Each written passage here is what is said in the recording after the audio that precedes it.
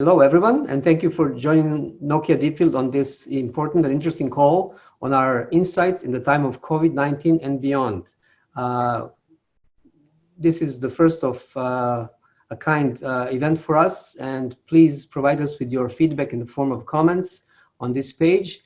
My name is Alex Pavlovic. I'm the Product Marketing Director of Nokia Deepfield, and I'm joined today by two of my colleagues, Craig Labovitz, who is the founder of Deepfield and now the Chief Technology Officer of Nokia Deepfield, and Guiu Fabregas, who is the Regional Product Manager and also Consulting Engineer coming from our European-based team that covers Europe, Middle East, and Africa.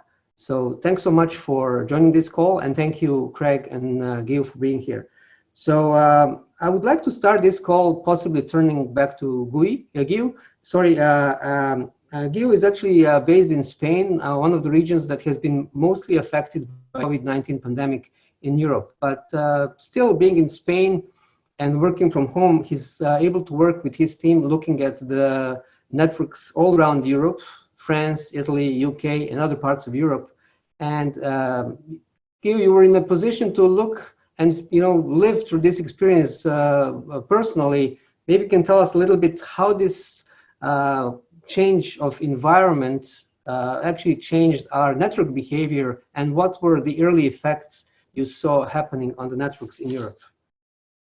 Yeah, sure, Alex. So, as we've all been experiencing, slowly more and more, these have been difficult times for families, both, with people obviously getting the disease and the effects of it, as well as the side effects of say the lockdown measures that have been, progressively being implemented by the different governments. And, as people are spending more and more time at home, then indeed our habits have changed, right? And so we can share, a number of the insights that we've seen, just, in sort of a example kind of factor. But, one of them could be, the very big rise that teleconferencing applications have experienced because of people actually working from home. And, here we've seen a spectacular growth where, from Zoom, from WebEx, from Microsoft Teams, all across the board. And we'll see some more of that going forward. But also the way we use, applications to keep in touch with the ones that we, love and care about. And a good example in Europe is WhatsApp. There's others, right? But, this is a chatting and, media exchange application, video conferencing application, one-on-one, many-to-one, that people use to, to basically keep in touch with the people they usually, care about. And, this has seen the biggest growth that we've seen as, people are trying to know what is going on with relatives, with friends and family, right? Other things to notice is when people are staying at home, gaming has, raised significantly.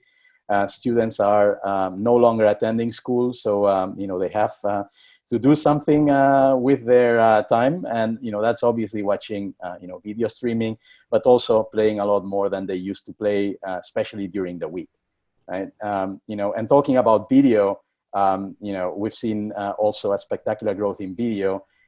Not from a percentage perspective, but when we talk about pure volumes, right? And, pure volumes actually affect the networks a lot.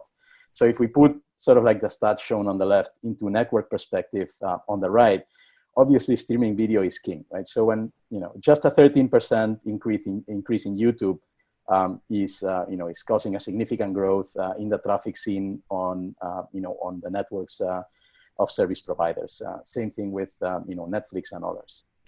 Whereas, of course, changes in social media are, more relevant in percentages, but less relevant in volume.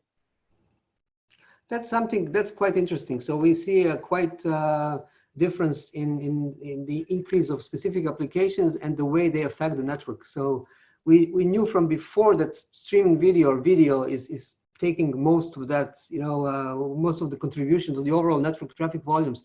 Have we really seen some significant increases when it comes to streaming video and gaming right after the lockdown measures?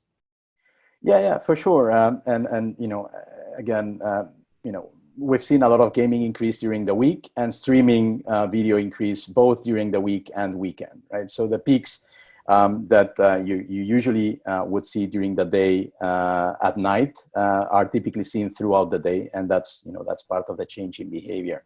Other things that we see with regards to changes in behavior or impact of events would be significant announcements made by the different governmental organizations or personalities. So this is an example of the impact on network traffic in one of the networks in France when the president was giving the speech about the measures that were going to be taken for lockdown. So you see a significant drop, and this is something that pretty much any service provider will have noticed on these kind of events.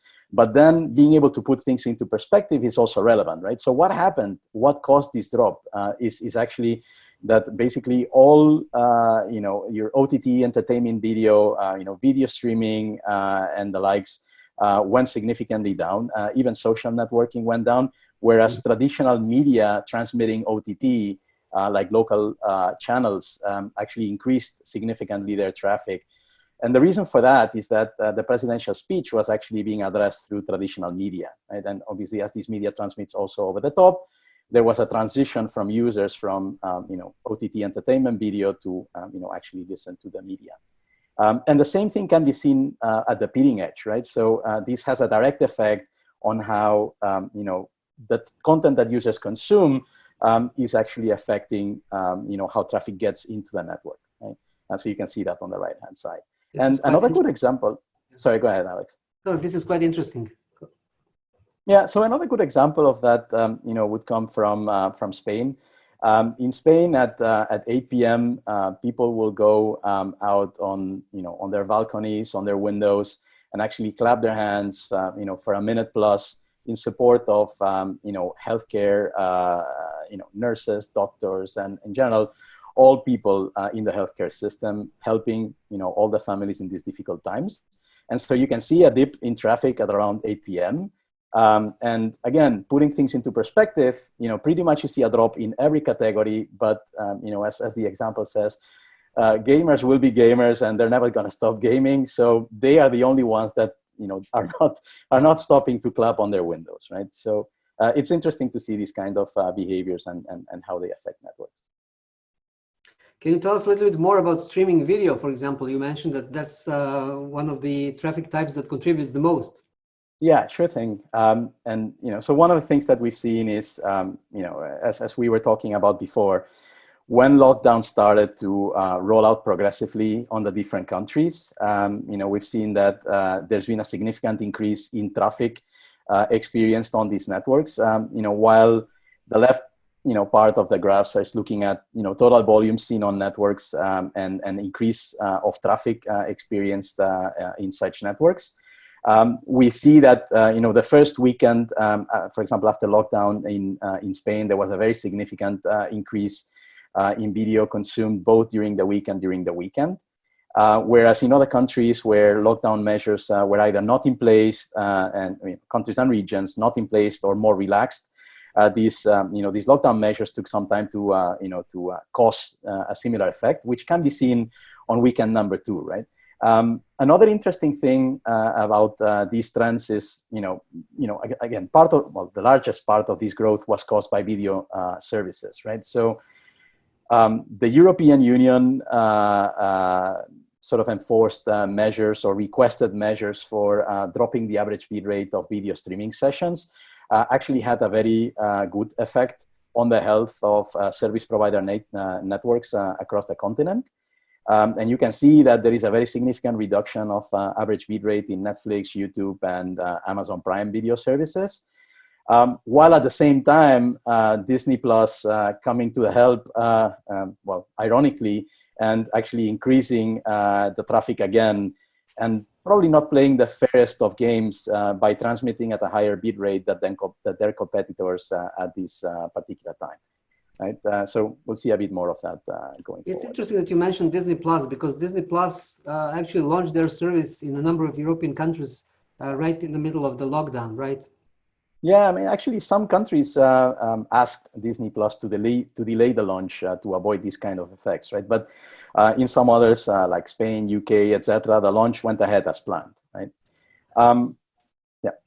So when we take a look at the delivery of this service, streaming video on demand or subscription video on demand, can you tell us a little bit about changes that we have seen before and after, for example? What were the major changes from the network's perspective? Yeah, so most of, like, for example, looking at the Netflix example, right? Most of the service provider networks have, on-net caches for Netflix. While it's not across the board, it's pretty common these days. And the main reason for that is to, avoid significant costs in onboarding this traffic from outside of the network into the network through peering, sometimes through paid transit, sometimes through direct peering relationships. So having caches not only helps reduce these costs, but also provides typically a better quality to customers as traffic goes through a lower number of hops. Here's an example of what we saw on a particular network where the large majority of traffic for Netflix was being delivered from local caches before the lockdown measures. After the lockdown measures, the caches couldn't deliver with the increased load. And as such, a lot of the traffic was actually in the end coming in from peering. So caches did see an increase, a significant increase, 20% in the traffic they processed, but they reached a peak as to how much bandwidth and streams they could deliver. And as a side effect of that, the rest of the traffic was obviously delivered by Netflix as a fallback from their own infrastructure, which meant this traffic was coming from the outside of the network through the peering layer. So a growth of 100% of Netflix traffic on the peering layer, Netflix being the most prominent source of data in most networks, means a really, really big growth on peering traffic. Right? What does it mean for a service provider, for example? Because I as a service provider, I have local CDN caches that deliver Netflix content, and now I'm seeing that these caches are running up to the limits of their capacity, and I have to get more content from my transit providers, from my peering partners. Does it actually translate into some monetary impact on myself as a service provider? Well, for sure, right? And we've seen different degrees of variations of this example. We've seen networks where caching infrastructure was completely over-dimensioned, and they've been able to cope with this growth, very effectively. Whereas in other networks, we've seen examples like the one we're talking about, right? And so obviously, what this means is, service providers are, trying to figure out what is the best way to keep up with the sustained growth and being able to deliver the same quality that they were delivering to customers, especially if and when the average bit rate for Netflix and other video services go back to normal levels, right? So they're rushing, putting together strategies to deal with that and seeing what is the most cost-effective and also best quality way of delivering this kind of traffic. You mentioned to me that when a new video service comes into play, normally you don't get to have all those local caches right away. So you have to peer all the traffic. Maybe you can tell us a little bit how that affected Disney Plus in particular. Yeah, that's a very good point. And Disney Plus is a bit of an interesting example, right? They use their own technology to distribute content through a variety of CDNs and optimize how much traffic they associate or they deliver through each CDN over time, right? And this will have significant effects on service provider networks as they can switch traffic dynamically between CDNs, even during events or during peaks that they see in demand, which will have again significant impact. The reason being that these CDNs may actually be delivered or connectivity to these CDNs to service provider networks may be delivered by different peers. Sometimes by direct peering, sometimes by paid transit, which means that, if I see a big shift now from traffic being mostly delivered from Akamai into traffic delivered mostly by Limelight, then I may not have a direct peering with Limelight, and this may have significant cost effects into my peering transit strategy, right? But, that's one aspect to consider. And the other is, we've seen with Disney Plus, we've seen the very big impact of significant services, wreaking havoc in the middle of such an event. But this could be something that happens at any point in time, right? New services that become very popular very rapidly are a reality these days and are made possible by flexible infrastructure and usage of CDNs, allowing massive growth, right? And so in this case, Disney was taking in just one day up to 10% of the traffic in some of the networks, right? This is very, very significant. Again, even more significant counting that this comes all through peering. Right? This is really quite fascinating. What about video conferencing? Yeah, so I think a similar example applies here. If we talk about Zoom that we were mentioning before, right? Zoom has seen a really, really spectacular growth. All of the services have, but Zoom has been, the biggest of them. And, probably the main driver for this is that there is, Zoom is not used only for the exact same use cases as the other conferencing systems, right? Home users are actually using Zoom to share experiences, talk to their, friends, family, etc. Have a beer over the weekend while being in touch with their friends, taking dancing lessons. There's tons of examples that I've heard from family and friends over time during this period. And the main reason why users are using this service for these kind of events, that obviously technology is solid, but they have free plans, right? And so you can host up to 100 users in a single session for a duration of 40 minutes, I believe, and that's all for free. And so you see that, for example, Zoom stays with a very high usage over weekends, as opposed to other conferencing applications, which drop very significantly over weekends. And Zoom is also, as Disney Plus, another example of a service that is nowadays being delivered mostly from CDNs, right? In the past, it was being delivered from Zoom's infrastructure, but the spectacular growth that they've suffered, which is obviously creating issues for them, but at the same time a very good business opportunity, has caused them to have to make use of CDN infrastructure. In this case, they're using mostly Amazon to deliver their services in these times of need.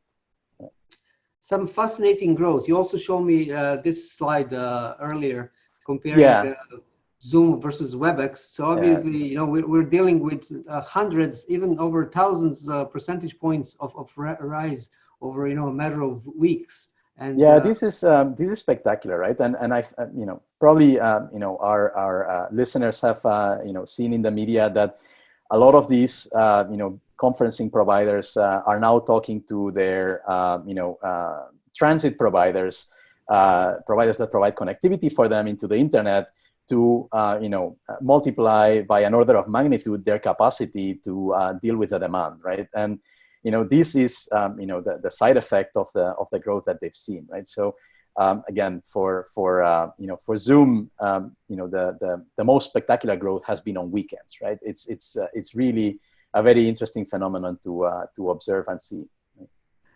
This is great. And let me now switch to Craig. Craig, you had a tremendous success with your series on blogs on the related topic, and you also got invited to the prestigious UN and ITU webinar only a week ago to talk about the macro effects on the networks that this COVID pandemic has had. Maybe you can share some of your thoughts on looking at the macro level on what does this mean to the network, and what reactions have you seen potentially from service providers worldwide that you work with? Yeah, sure. Happy to, Alex. So when we look at the network, we normally expect networks to grow anywhere from 40 to 45% over a given year. The internet is growing. The internet is growing all the time. What is really remarkable about the last 4 to 6 weeks is to see a year or more growth in a period of 3 or 4 days. Really unprecedented level of growth and unprecedented level of changes in the core of the internet infrastructure as providers both quickly added capacity, additional peering, enabled new on-net caches, and so forth. So as we look at graphs of overall traffic around providers around the world, you'll certainly notice the peaks are growing. The peaks grew basically about 45%, typically on Sunday nights, where we see the most level of video consumption. But in addition to the peaks growing, you'll also notice that the shape of the graph has changed. Normally, internet networks reach their peaks typically Saturday, Sunday night, driven largely by HD video watching in the evenings. You'll notice the curves become more and more rounded, sort of like going from, at least in the US, from the sharp Rocky Mountains to the older and now curved, less jagged sort of Appalachian Mountains on the East Coast.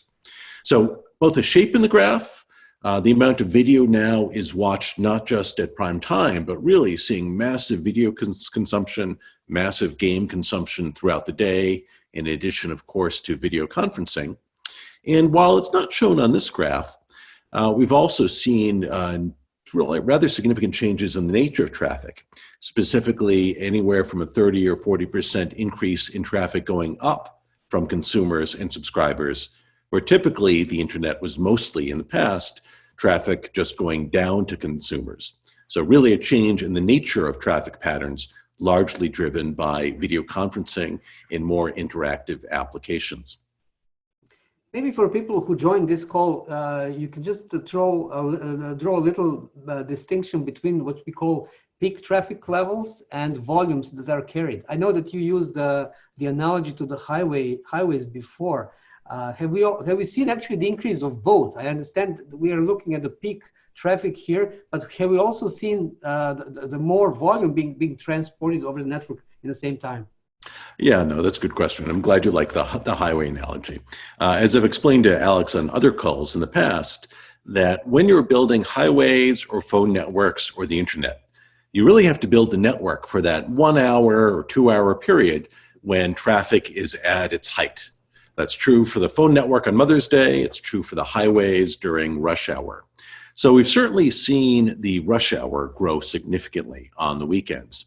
But as Alex noted, it's also the case of just the overall volume of internet traffic. If you look at all traffic over the course of a day or a week, is also up significantly.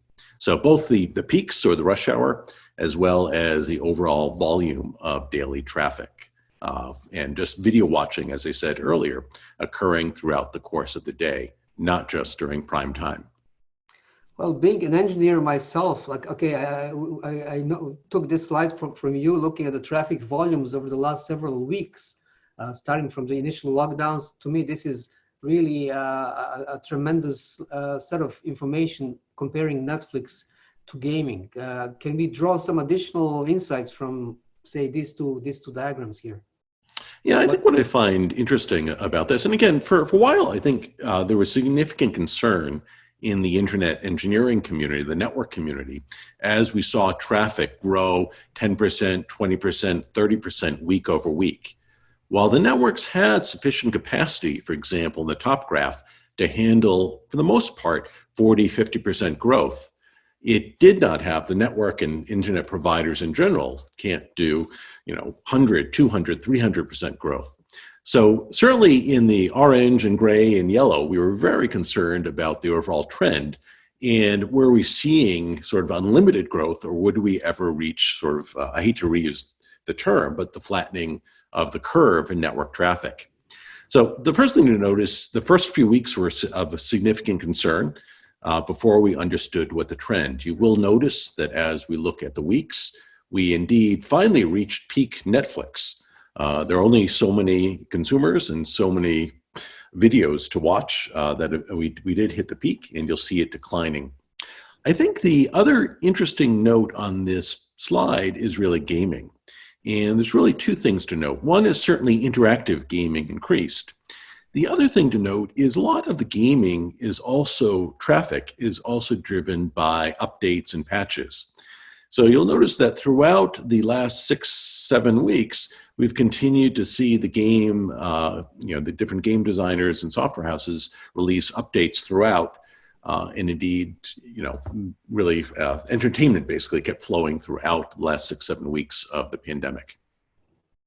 So this is looking at these two major applications. When we looked at the networks overall, what is your opinion? How do they perform? As an engineer, one would really be a little bit concerned when we spotted those early traffic increases of 40, 50, 60%, really. So like when we look back now at the whole month of March, for example, can you just tell us a little bit where are we today, and are we seeing any stabilization of this increased demand as we go forward?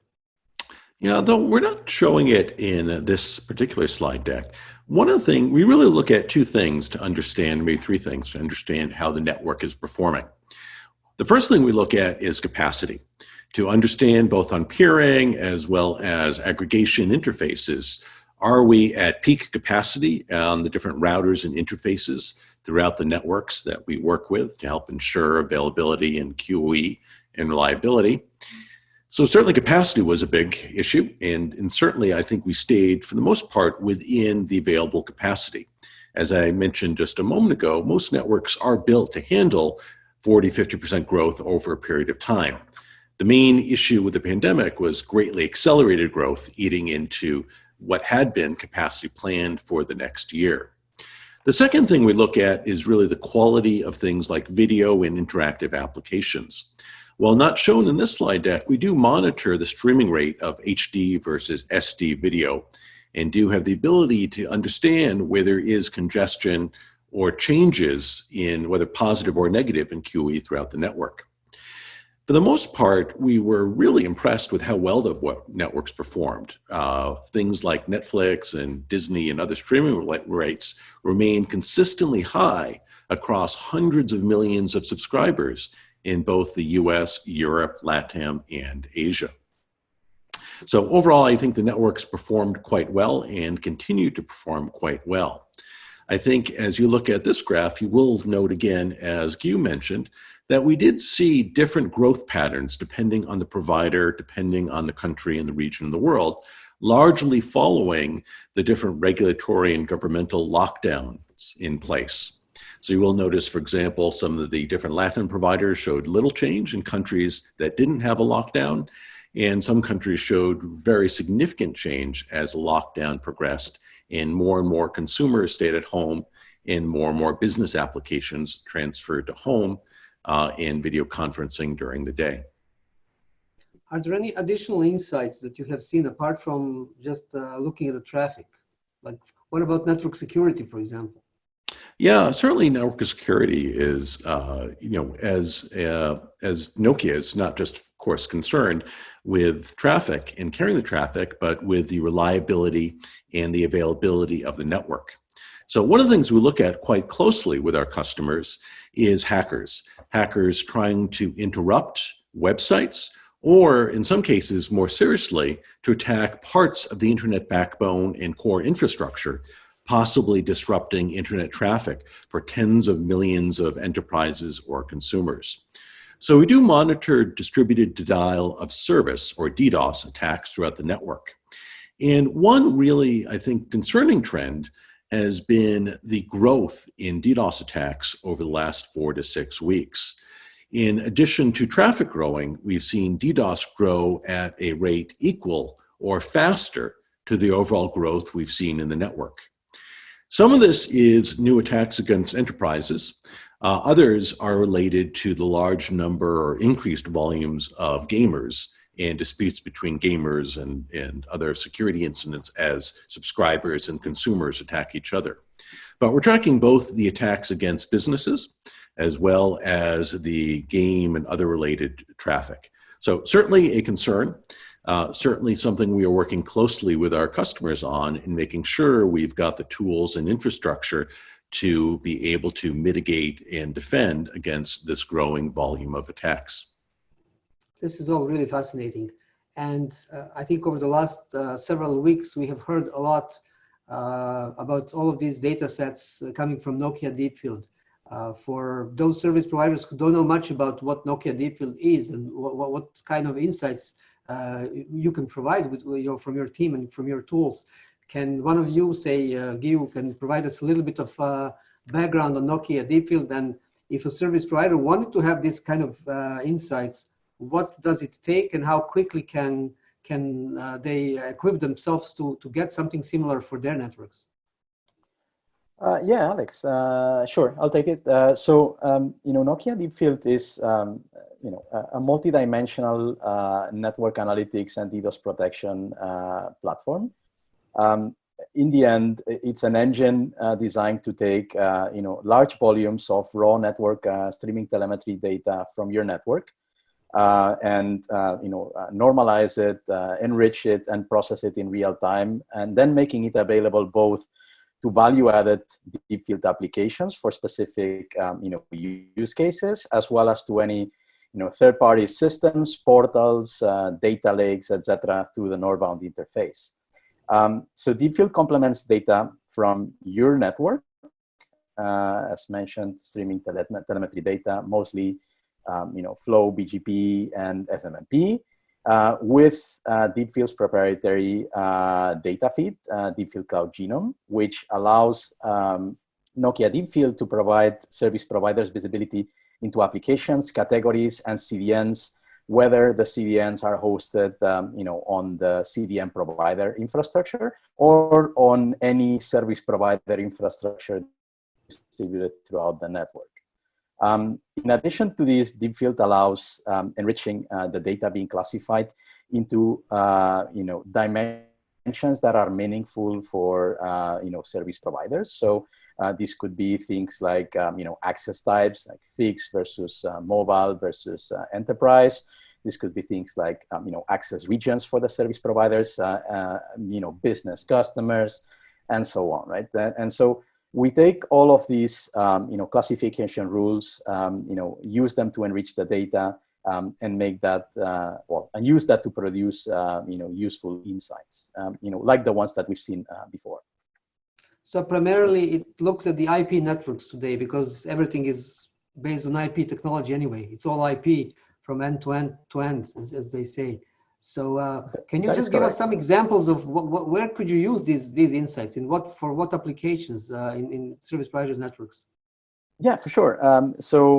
We as Craig mentioned, a second application that we provide in Deepfield is called Service Intelligence, and Service Intelligence focuses on measuring the quality experience by subscribers using video OTT services, and we focus on two main metrics or indexes. Video average bit rate and simultaneous stream counts. The first one gives us a measure of the quality being experienced by subscribers, while the second one gives us an indication of the popularity of such video services.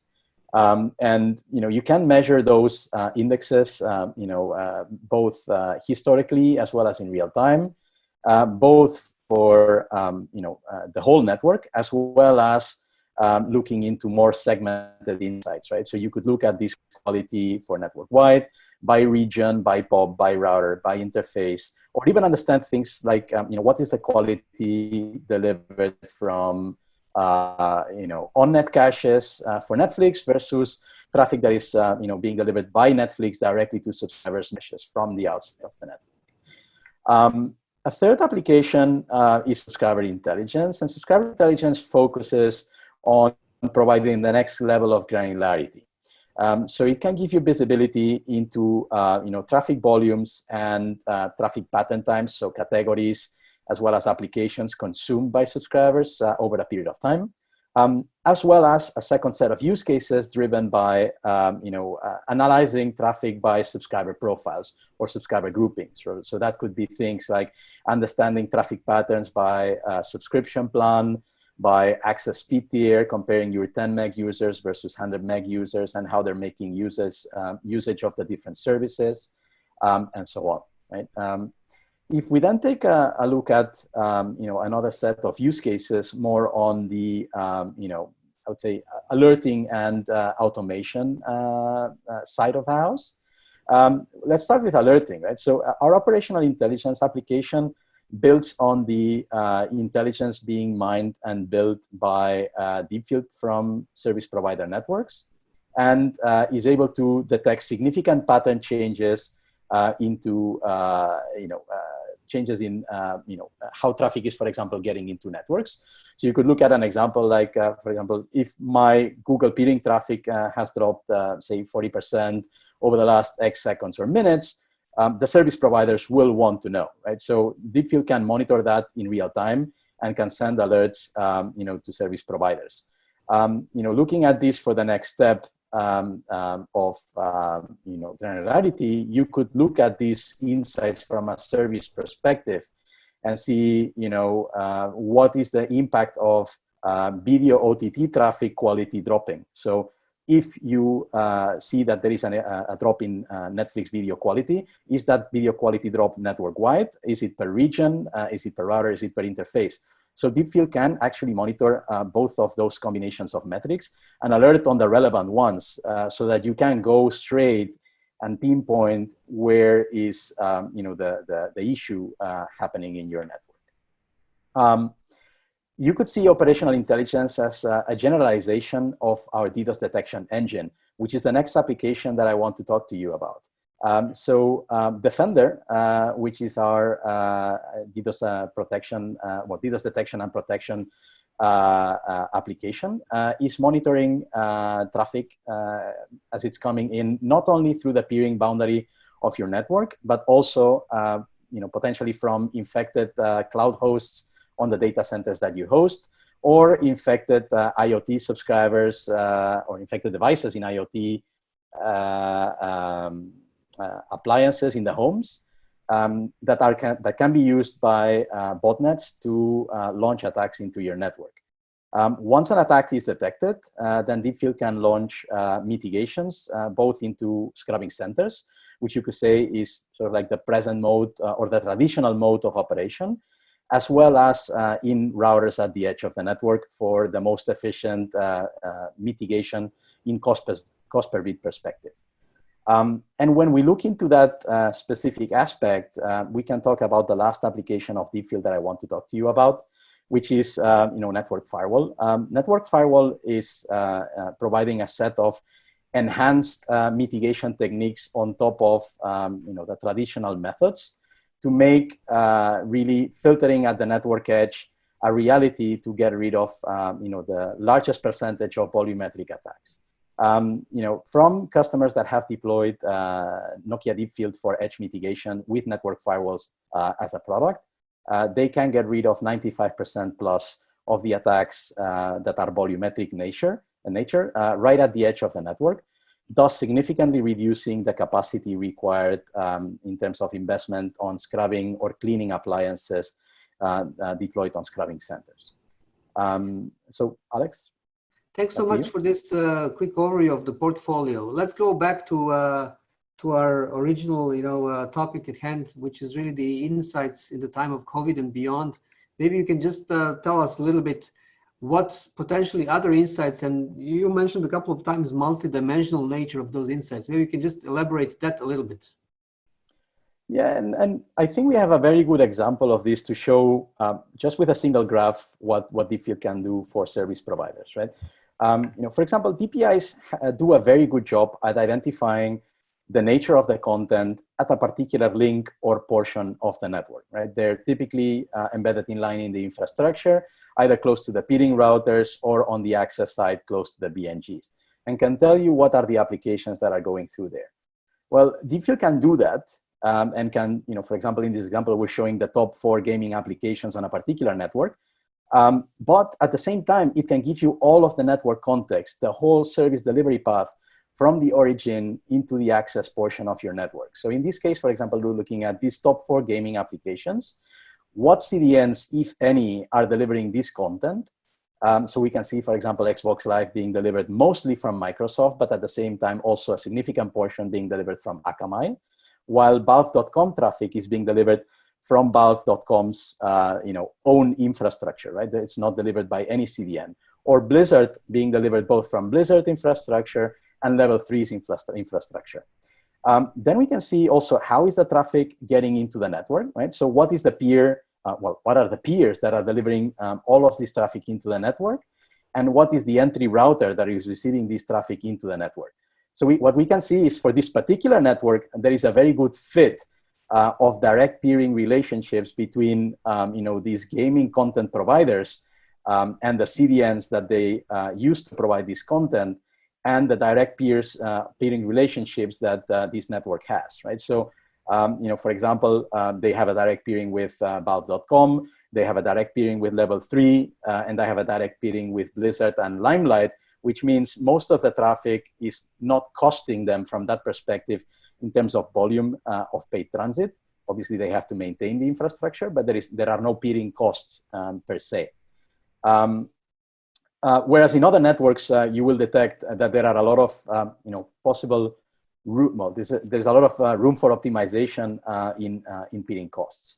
And finally, we can see in this graph what are the remote POPs, the remote access regions that are receiving this traffic in the network. So again, all at once in a single graph from a single query that can be built in a point-and-click type of fashion very easily by anyone using the product, can give very significant insights to understand what is the nature of the traffic, great, but how it is also delivered from its content to its destination. Thanks so much. And this is a really nice chart that I'd like to now switch back to Craig and use it for his closing words on his views on what has COVID-19 pandemic actually given us when it comes to networking. Looking at this diagram, we can see almost a kind of a hierarchical structure of the networks and the ways they are constructed. Maybe, Craig, you can share some of your insights into your views on whether this changes the capacity add-ons and the additional, peering capacity, all of that stuff. How will it affect the networks going forward? Will these changes stay permanent? Your famous quote on that UN ITU webinar, "The networks were made for this," is making its rounds through the internet. Maybe you can tell us a little bit about your perspective on the networks as we move beyond COVID-19. Yeah, no, I think that's a good question, Alex. And indeed, the networks were made for this. And I think, as we said, it has been, I think, a real testament to the hundreds of providers and thousands of engineers that have been working over the last several months, adding capacity, adding peering, turning up links, making other types of regular engineering improvements, in some cases going out to remote sites. So real testament both to the quality of the networks and certainly to the engineering that has continued to happen to keep the availability to the level that we've seen over the last several months. Nokia has a privilege to work with many of the providers around the world, both the largest carriers and the regional and the content providers. And I think that we have also been appreciative as we've worked with the providers on some of these analytics, on some of these plannings, being able to provide at least a little bit of the analytics and the software to affect those changes. In terms of where we go from here and what happens next, certainly none of us can predict the future. I do believe that some of the changes we have seen in terms of capacity and peering and links and literally watching some of the core internet infrastructure be rebuilt before our eyes over the last several months, some of that absolutely will be permanent, and we'll see a different internet infrastructure come out on the other side of the pandemic. In terms of some of the traffic patterns, I think we just don't know. Certainly some of the changes within society may be permanent, some of the changes in work from home. So I think it will be an absolutely engineering challenge that I think the networks are up to over the next several weeks, next several months, as we continue to see how some of these applications change, how some of the traffic patterns change, and what really remains to be seen are permanent, or if some of the patterns will go back to where they were before. But regardless of the network trends, again, I come back to where you started, Alex, was that the networks were made for this. We're confident both in the ability of the different providers around the world. We're confident in the technology. And certainly we're excited to continue working with the providers on this type of information, this type of analytics to help ensure the security and availability of the networks. Great, thanks. I'd like to thank both of my colleagues and guests on this call. And thank you to all the participants and attendees on this call. Please provide us with your feedback and comments. We would like to hear from you. And again, thanks for joining us today. Thank you.